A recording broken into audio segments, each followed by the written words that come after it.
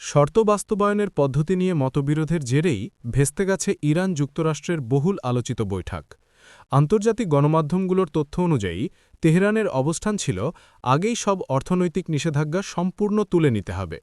অন্যদিকে ওয়াশিংটন বলছে ইরান নির্ধারিত শর্ত পূরণ করলে ধাপে ধাপে নিষেধাজ্ঞা শিথিল করা হবে।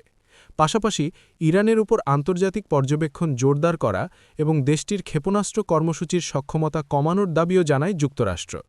তবে নিজেদের নিরাপত্তাকে অগ্রাধিকার দিয়েছে তেহরান।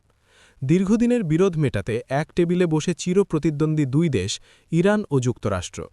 বহুল আলোচিত এই বৈঠকের শুরুতে যে আশার সঞ্চার হয়েছিল, আলোচনার পর তা অনেকটাই ম্লান হয়ে যায়।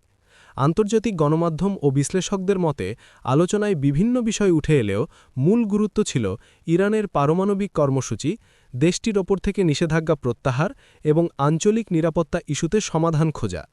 মূলত গুরুত্বপূর্ণ শর্তগুলোতেই একমত হতে পারেনি তেহরান ও ওয়াশিংটন। এর মধ্যে সবচেয়ে বেশি আলোচনায় আসে নিষেধাজ্ঞা প্রত্যাহারের সময়সূচি ও প্রক্রিয়া।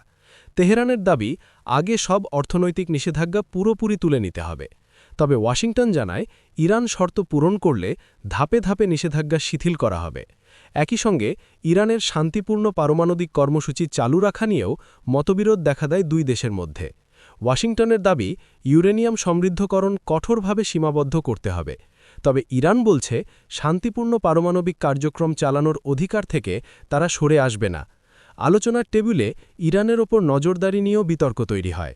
যুক্তরাষ্ট্র চায় আন্তর্জাতিক সংস্থা IAEA অর্থাৎ IAEA এর পূর্ণ ও অবাধ পরিদর্শন নিশ্চিত করা হোক।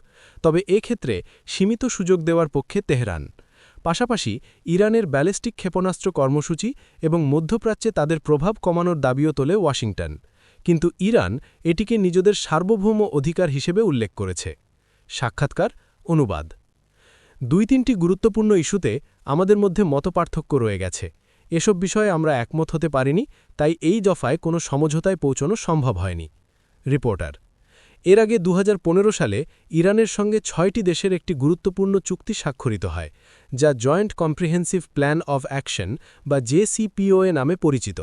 এই চুক্তির লক্ষ্য ছিল ইরানের পারমাণবিক কর্মসূচি সীমিত করার বিনিময়ে আন্তর্জাতিক নিষেধাজ্ঞা প্রত্যাহার করা।